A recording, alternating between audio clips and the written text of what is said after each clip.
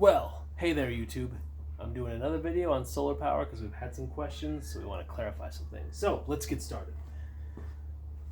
One, we're going to talk a little bit about tools. If you don't have one of these, voltmeter, very important. You should have a voltmeter. This is how you know if you're actually dealing with a system that's actually working. So like on here we go, you turn it to like, what is this? 2000. And we're going to say, let's see, let's put here, and positive, and what happens? 1. So the reason why there's these numbers, I'm doing this to show you. So we want to be about 20 because this is a 12 volt battery. So if you can see this number change, once I hit this and this, I should see some number, 12.2.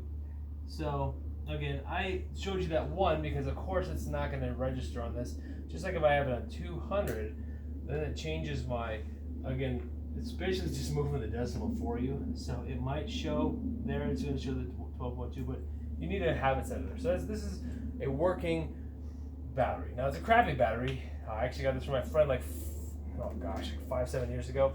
So know that lead acid batteries don't last forever.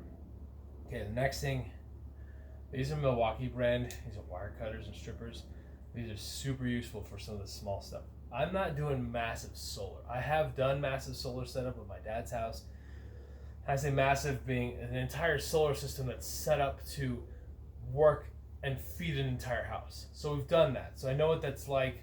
Today, in most of my stuff, I'm trying to do the average stuff. Most of us average guys aren't going to do that. If you have a trailer, if you have a boat, if you have stuff you just want to like trickle charge, this is your video. So we're going to cover quickly. These are MC4 connectors. People have asked, what is an MC4? This is an actual waterproof connector, and they're tricky to get open, like what I just did there.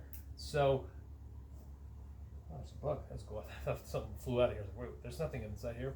So plastic on one side, plastic on the other. But on the inside of this hole, that's where the metal connector is. And there's a little O-ring, and that's what keeps the water out. So these are useful. This is how it's done. You want to get good quality of these because this can be one of the places where you have a potential fire if you're dealing with something like a higher current voltage, and these could go out. So you definitely want to make sure these are good quality. To open these while they're connected, you basically just take this tool and stick it right on the center of them, and they just pull out. You can also, and I'll get closer so I can show you guys. Like I said, this video, I'm not trying to make this sexy. If you love those sexy channels, I do too, but I just don't have time. So, you see these little pins right here? This goes right behind it. Pushes those pins in, and then it separates. Now, you can muscle it up if you want to try to use your fingers. You can also use, this tool has a piece here and a piece here. I orange duct taped it. Why?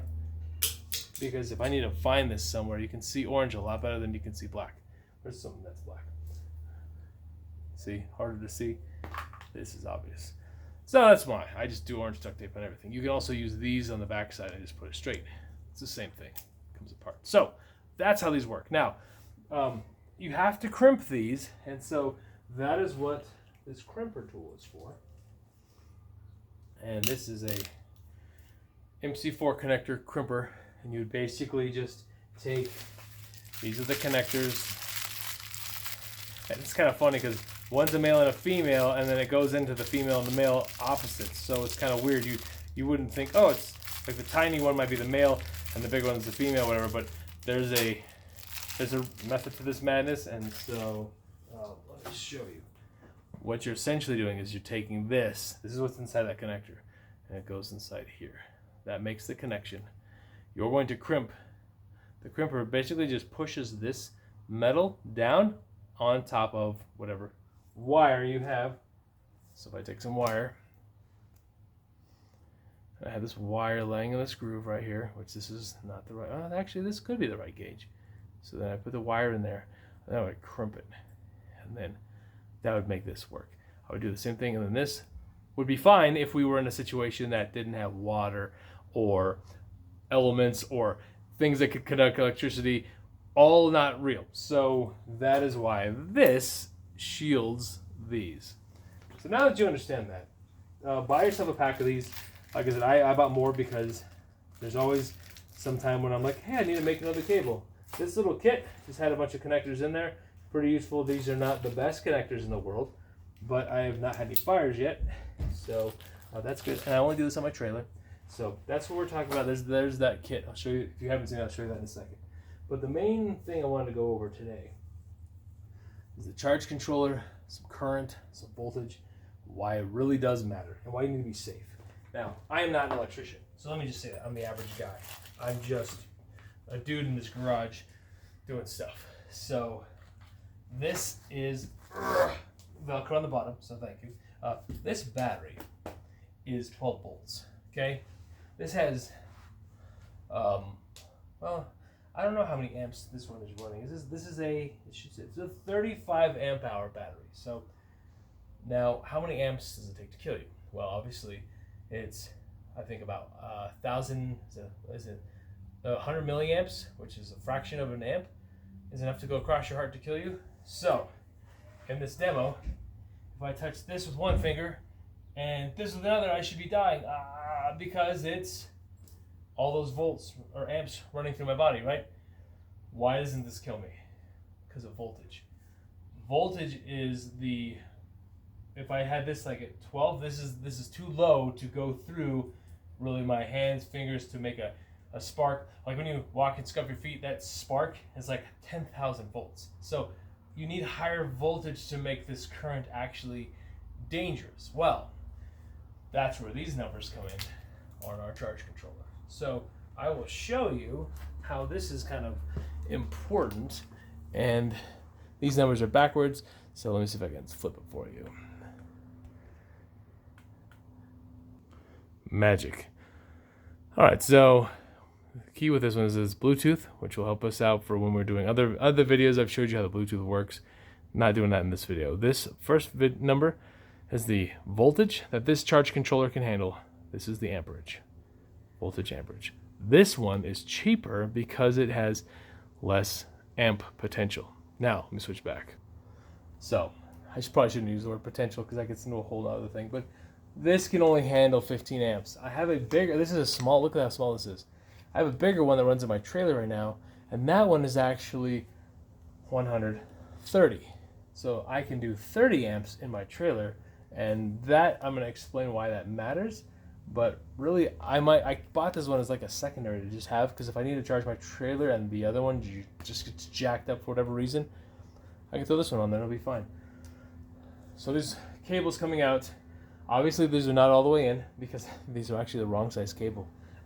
This goes back to amps. So 15 amps, if you know your cable sizes, which I'm spacing them at the moment, because again, I'm not an electrician, but I want to say it's like 14 or 12 gauge is for 15 amps minimum. So the thicker the wire, the more amps can go through it. But this little small wire right here, which is, see, I don't even have see, some of these have like this. Oh, I said 12. Jeez. So if I can do just a 12, which is tiny, this is, I think this is about a size 10 or 8 gauge. This wire is a little bit thicker, so this can handle a lot more amps than this sucker can, and that's why this is actually designed to take these little small or cables, because you would never use like a 10 gauge one for this particular unit. That would be stupid. It wouldn't need to. The key here is voltage. And this is where I was talking about, this is the dangerous part. So approximately 50 volts is what it takes to get enough going to kill you. DC is extremely dangerous. AC in a house, ironically, is safer. That's why it's in the house. DC is just, here's power. AC, because of that alternating sine wave current crap, all you care about is, this is the more dangerous way of doing stuff. And so, but it's also how everything is done with, like, all solar comes in and it's DC. It's not converted to AC. We can talk later, you can convert. But for the purposes of this video, we're sticking to everything DC. So how to be safe? So that battery didn't kill me when I touched it because the voltage was low. So this is set up to be a higher voltage system, which again then becomes dangerous. So how do I do this and not get electrocuted? That's kind of an important thing, because right now I have panels if I have those panels in the sun and I'm playing around with this stuff, I could get electrocuted. So one of the things we like to do is we'll take like a blanket and throw it over the panels and make sure that the panels are totally out of the sun. Or the best is we just wait at night and we hook everything up at night. And so, just grab yourself some flashlights and have yourself a party. But why can I use this charge controller and the other? What's the difference between this one and the other one? So let's talk about those amps. So let's come over here. Now I'm going to explain series and parallel in the layman's terms. So if I take this setup right here, and I'm making sure you guys can see these cables. If I take these cables and I connect one to the next, that's called, it's like a daisy chain is one of the words we would say. And when we daisy chain something, we then make that in series, which makes the voltage rise, the current stays the same. If we run them in parallel, the voltage stays the same, the current rises. So, pop quiz, hot shot. What do we want to have more of on this one? Well, if we're trying to get the most bang for our buck for charging, we want higher volts on this one, and we want to keep the amps down below 15. So each solar panel is 5 amps. So really, voltage-wise, this can match exactly what my trailer one can match, because we're going to set this up and I'm going to show you how one panel here. I should have laid them on the side. That would have made a lot more sense. There we go. These panels, one of them decided to weird or crap out. Not sure why, but for the purposes of this video, I'm just going to show you how this would be set up. Alright, so this is my negative, the black one, right?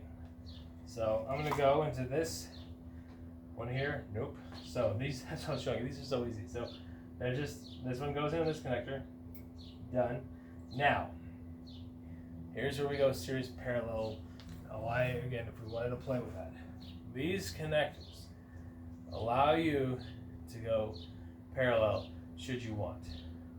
I can run, because each one of these is 5 amps, 5 amps, 5 amps. I can go 10 amps and keep my voltage down, which is safer, to 20 volts. Because this is 20 volts, this is 20 volts.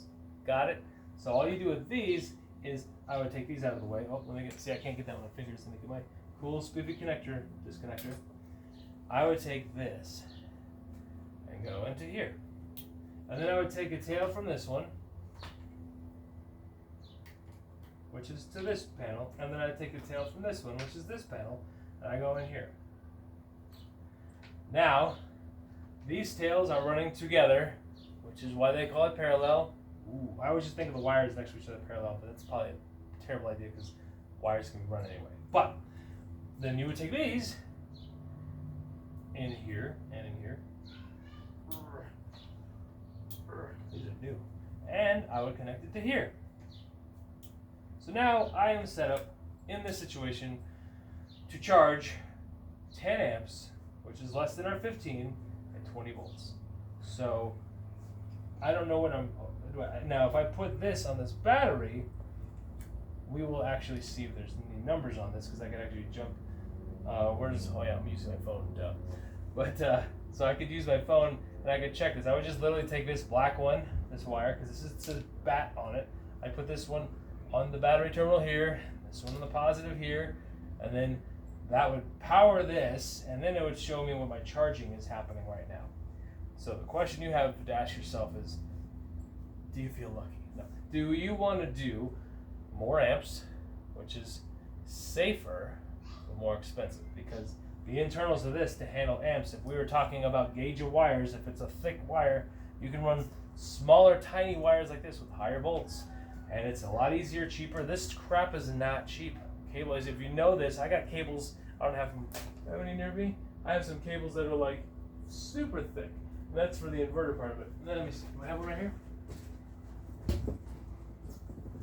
A Malone cable. Oh yeah. Huh. Get the end of this cable here. Jeez. This is like probably $100 cable. Okay. So look at this guy. This is a Sirius cable. This is probably like, I don't know, $100 with a cable right here. This is all copper. Sirius, what? Current. Amps. Got it. So it even says on the side, this is a better cable because it actually tells you this is 4-aught cable. This can handle 600 volts. We don't care about the volts. But does it say, so 4-aught, you use your little math system equation that they have online, and it'll tell you exactly how many amps this can handle. I want to say it's 100, but I don't remember, so don't quote me on that. But anyway, massive size, very expensive, safer, because this could run off this battery, do some cool stuff, not going to get electrocuted. So remember, volts, current. Current kills you. The higher the volts, the more likely you're going to be dead. So, put this cable back. Do you have any questions? Is there anything that you like? Like I said, I understand this is, what is it, rudimentary. This is just kind of basic, ghetto. If you wanted to see how we would do this in series, we would do this. We disconnect everything, and we start over. We don't need those spiffy little connectors that I got from Amazon, like everything else in the world. Man, if you got sponsored by Amazon, I think then you'd be hitting them. You'd be hitting it big. That means they really like your stuff. That will never happen for this channel. I'm just very much like the average kind of Joe, literally. So, those cables are gone. So if I wanted to run in series, you should know this by now, but that's okay if you don't. Let's just cover it. I would connect the panels together. One to the next, to the next, to the next. And then I would end up with 2 tails at the very end, one from this one on one side, one from this one on the other side. And I would connect these to the charge controller. And once I've done that, now I'm running 40 volts and 5 amps. That's really it, guys. That's the secret to solar. That's how all this stuff works. If you had this right now in the sun, we would be generating electricity, charging it, and this would be controlling it so we don't fry our battery. The app will tell you and ask, are you doing lithium ion, are you doing AGM, are you doing just lead acid like this? How do you want to charge this? Because it does matter. Certain batteries need a little bit more care and loving, like the lithium ions do, because they're way better. This stupid battery, the reason why I hate it is, 1, it's heavy, 2, it's lead acid, so it's gonna be hard to, I have to dispose of it like a, AutoZone or something. But the trick is this can only go down to like 50% duty cycle, and then I lose cells. It starts to damage the battery. So if this is a 35 amp hour battery, I really only have 17.5 amp hours to use. And I've done another video, I showed you guys my little small tiny lightweight 20 amp hour battery that actually has more usage just about than this guy, because you can take the lithium ions really down to like 5 to 10%. So they can handle that, these cannot. Anyway, guys, that's really all I had for today. So let's see. Yeah, if you guys have any problems, questions, any of the stuff you want to discuss, like I said, I welcome all of it, but just know that, again, this is just to teach you how. This is not my official how it is be set up in the garage. I don't have solar panels in the garage, so. But I did a previous video showing you, at least on the trailer, how I have that mounted, and I think that looks kind of nice and sexy personally. I wired it good. The battery box we're going to do next, I'm going to show you guys. Again, that's a prototype, so there's a reason why I have it, and it's not totally perfect yet, because I was trying to figure out where I want to have this. Ideally, I want to have my charge controllers, my charge controller, battery shunt batteries, and my inverter all inside the trailer, all out of the weather, and then have just some tails coming in from the truck where I have to, hook the connector. So that's it, guys. All right, well, I will see you guys. Thanks again. Please like and subscribe as always, and we'll talk to you later.